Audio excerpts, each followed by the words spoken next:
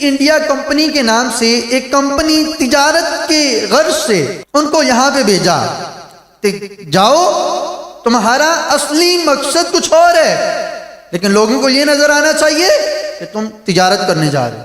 East India company کو بھیجا، اس کا ظاہری مقصد یہ تھا کہ وہ بر صغیر پاک و ہند میں آ کے تجارت کرے، لیکن اس کا اصل مقصد یہ تھا کہ وہ بر صغیر پاک و ہند میں جائے اور جا کے وہاں کے حالات کا، وہاں کی جو انوائرمنٹ ہے اس کا جائزہ لے اور پتہ کرے کہ مسلمانوں کی کون سی کمزوری اور کون سی طاقت ہے۔ مسلمانوں کو اگر ہم مغلوب کرنا چاہیں تو مسلمانوں کو کس طریقے سے مغلوب کیا جا سکتا ہے، ان پر غالب کیسے آیا جا سکتا ہے، ان کو اپنے تسلط کے تحت اپنے کنٹرول میں کیسے لیا جا سکتا ہے، کوئی ایسی رپورٹ بنا کے لاؤ۔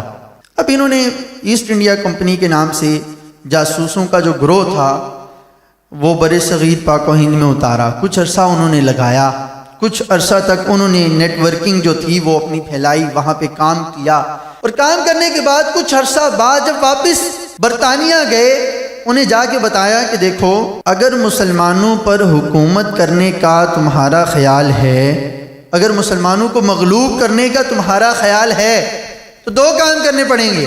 ایک تو یہ کہ وہ جہاد سے بڑا پیار کرتے ہیں، ایک تو یہ کہ وہ جہاد کو اپنی جان سمجھتے ہیں۔ ایک قوم کو جو سب سے بڑا خوف ہو سکتا ہے وہ ہے موت کا خوف، سب سے بڑھ کر جو ایک انسان جس سے ڈرے گا وہ ہے موت۔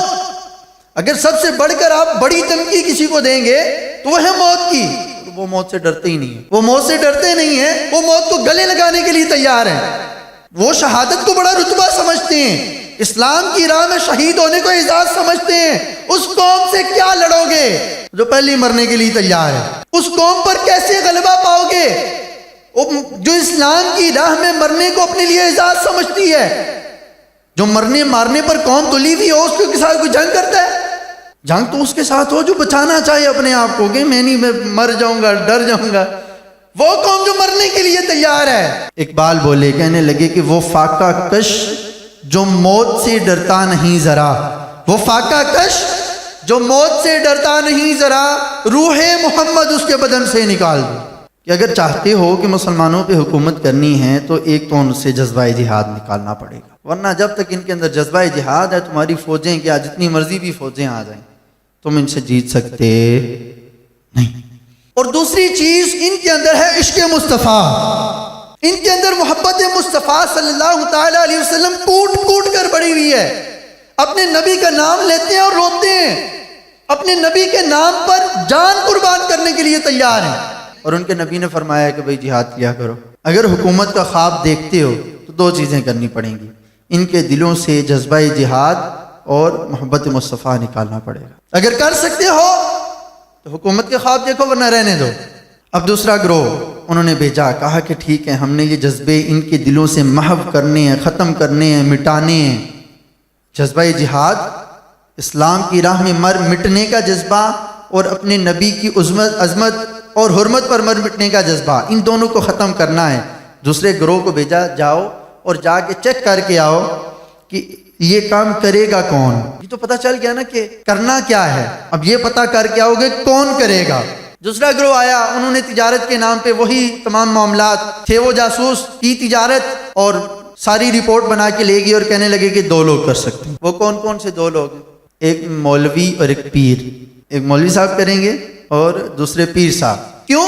کیونکہ یہ مسلمان لوگ 5 وقت مسجد میں جاتے ہیں، اور 5 وقت ان کو مسجد میں دینی تعلیم سکھانے والا مولوی، جس سے یہ دین پڑھتے ہیں، اس کو مولوی کہتے ہیں۔ اور جو ان کا صوفی ہوتا ہے، جس کی بات ٹالی نہیں جا سکتی، جو ان کے پیر صاحب ہوتے ہیں، بس یہ جو دو ہیں نا بندے، مولوی اور پیر، یہ جو دو آدمی ہیں یہ تمہارا کام کریں گے۔ اب تیسرے گروہ کو بھیجا، انہوں نے کہا کہ چلو ٹھیک ہے، دو باتیں پتہ چل گئیں، ایک یہ کہ ان کے دلوں سے جذبہ جہاد اور محبت رسول نکالنی ہے، دوسرا یہ پتہ چل گیا کہ یہ کام کرے گا کون، تیسرا اب یہ پتہ چلانا ہے ان کی کمزوری کیا ہے، اس طبقے کی کمزوری کیا ہے، ان کو کس طریقے سے اپنے ساتھ شامل کیا جا سکتا ہے۔ انہوں نے کہا کہ یہ جو لوگ ہیں بڑے غریب ہوتے ہیں، ان کی کوئی خاص تنخواہ تو ہوتی کوئی نہیں، مسجد کے حجرے میں رہ لیتے ہیں، روکھا سوکھا کھا لیتے ہیں، کبھی مل جائے تو کھا لیا، ورنہ فاقہ بھی کر لیتے ہیں، یہ لوگ غریب لوگ ہوتے ہیں۔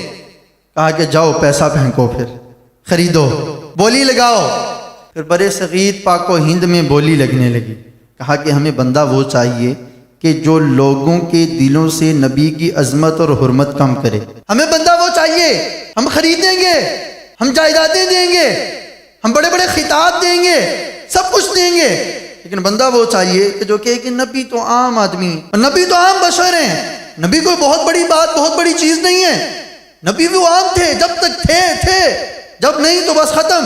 کوئی ایسا بندہ چاہیے. خریدنے والے بھی مارکیٹ میں آ گئے اور بکنے والے بھی آ گئے اور آئے اور بکے. ان کو شمس العلماء کے خطاب ملے. اب کبھی نہ جا کے، اب آپ کو لگ رہا ہوگا کہ میں ایسے کہانی سنا رہا ہوں، کہانی نہیں سنا رہا. آپ نیٹ پہ جا کے سرچ کیجئے کہ شمس العلماء کا خطاب کس کو ملا، کب ملا، کیوں ملا، کس نے دیا. گورے نے خطاب دیا. کس نے دیا؟ گورے نے خطاب دیا. شمس العلماء، علماء کا سورج. ابھی گورے کو کیا پڑی ہے؟ شمس العلماء کے خطاب دے. کہا کہ بات وہ کرنی ہے جو ہم نے کرنی ہے، بات وہ کہنی ہے جو ہم کہیں گے، اپنی طرف سے بات نہیں کرو گے. تمہیں بڑا مدرسہ بھی بنا کے دیں گے، بڑی مسجد بھی دیں گے، بڑی جاگیریں بھی دیں گے، اور تاریخ گواہ ہے انعام و اکرام کے نام پہ ان کو اس دور میں ہزاروں روپے دیے گئے، جس دور میں 1 روپیہ پورے خاندان کے لیے پورے ہفتے کے لیے کافی ہوا کرتا تھا. اس دور میں ہزاروں روپے ان کو دیے گئے، جاگیریں دی گئی، بڑے بڑے مدارس بنا کے دیے گئے، بڑی بڑی مسجدیں بنا کے دی گئیں. شرط کیا تھی؟ تم نے نبی کی حرمت کو لوگوں کے دلوں سے کم کرنا ہے. پھر لکھنے والوں نے لکھا، کوئی کہنے لگا کہ بھئی نبی تو ہماری طرح کے بشر ہیں. لکھنے والوں نے لکھا، کسی نے کہا کہ بھئی نبی کی تعریف بشر کیسی کرو بلکہ اس میں بھی کمی کرو. لکھنے والوں نے لکھا، ایک کتاب ہے، میں نام آپ کو بتاتا ہوں تاکہ کہیں اندھیرے میں نہ رہے آپ، وہی کہ اپنی طرف سے بات کرنی ہے. تقویۃ الایمان اس کا نام، اصلی نام ہے تقویۃ الایمان، اصلی نام ہے تقویۃ الایمان. اس کے اندر سے ایک نقطہ ہٹا دیا جائے تو اس کا بن جاتا ہے نام تقویۃ الایمان، ایمان کو فوت کر دینے والی کتاب. اصلی نام ہے تقویۃ الایمان، کسی کو حوالہ تلاش کرنا ہو. اس میں نبی صلی اللہ علیہ وسلم کے لیے چوڑے چمار کا لفظ لکھا گیا. عقل مانتی ہے؟ دل تسلیم کرتا ہے؟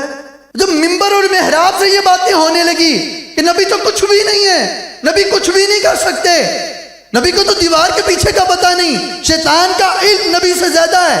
کسی نے پوچھا کہ بھئی ہاں بھئی حضور علم غیب جانتے تھے؟ کہنے لگے نہیں حضور تو کیا علم غیب جانیں گے، ان کا علم تو ایسے ہی جیسا کہ جانوروں کا علم ہوتا ہے. یہ کتابوں میں لکھی ہوئی باتیں آج تک موجود ہیں. لکھنے والوں نے لکھا. پھر جب ممبر اور محراب اور مصلی سے اس طرح کی باتیں ہونے لگیں، مسلمان کنفیوز ہو گئے، مسلمانوں کے ذہنوں کے اندر اس طرح کی غلاستیں بھرنے کی کوشش کی جانے لگی. اب ایک کتاب لکھی گئی جس میں لکھا گیا کہ خاتم النبیین کا معنی آخری نبی نہیں ہے، کیونکہ دوسری بات یہ ڈیسائیڈ ہوئی تھی کہ جہاد کا حکم ختم کرنا ہے. نمبر 1 نبی کی عظمت کو لوگوں کے دلوں سے نکالنا ہے. نمبر 2 جہاد کے حکم کو کینسل کرنا ہے. کہا کہ کینسل کیسے ہوگا؟ ان لوگوں کے ساتھ میٹنگ ہوئی، بکے ہوئے لوگوں کے ساتھ، جہاد کو کینسل کرنا ہے، کیسے ہوگا؟ کہا کہ جہاد تو وہی ہے. قرآن پاک میں اللہ تبارک و تعالیٰ نے اپنے نبی پر وحی فرمائی ہے، اور وحی تب تک تبدیل نہیں ہوتی جب تک نئی وحی نہ آ جائے. کہا کہ پھر نئی وحی کا انتظام کرو. کہا کہ نئی وحی کے لیے نیا نبی لانا پڑے گا. کہا اچھا نیا نبی لانا پڑے گا، لے آؤ. اب اس نئے نبی کے لیے راہ ہموار کی گئی مسلمان ممبر اور محراب سے، مسلمانوں کے ممبر اور محراب سے، مصلی رسول سے راہ ہموار کی گئی. مولویوں نے لکھا، بکنے والوں نے، آج بھی کتابوں میں موجود ہے کہ خاتم النبیین کا معنی آخری نبی نہیں ہے.